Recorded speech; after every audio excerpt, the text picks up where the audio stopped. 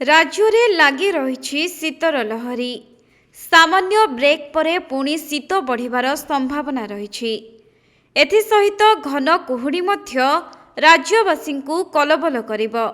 सेथिपाई सतर्क सूचना जारी करिछि भुवनेश्वर आंचलिक पाणीपाग केन्द्र।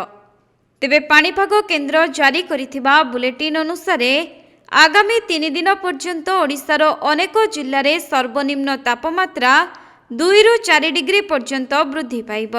तेणु आगकू शीत कमिबार संभावना रही।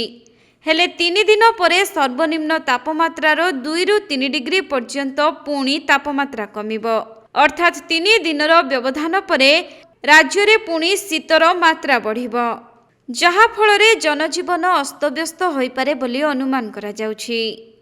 सेहिपरि वर्तमान राज्यवासी कलबल करुछि कुहुड़ी।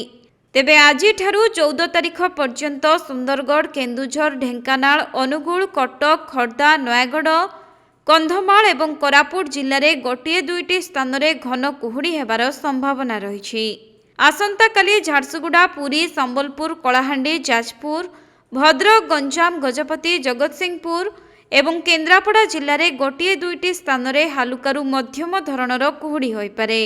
तेणु एने सतर्क सूचना जारी करिछि पाणीपाग विभाग। अन्यपटे गत किछि दिन धरी राज्य रे प्रबल शीत अनुभूत हेउछि, जेउथिपाई जीवन यात्रा अस्तव्यस्त होई पड़िछि। शीतकु बळी जाइछि घन कुहुड़ी। गत 2 दिन हेला राजधानी भुवनेश्वर समेत अनेक जिल्लारे सकाळे घन कुहुड़ी हेउथबारु अति निकटरू मध्य रास्ता दृश्यमान हेउनाही।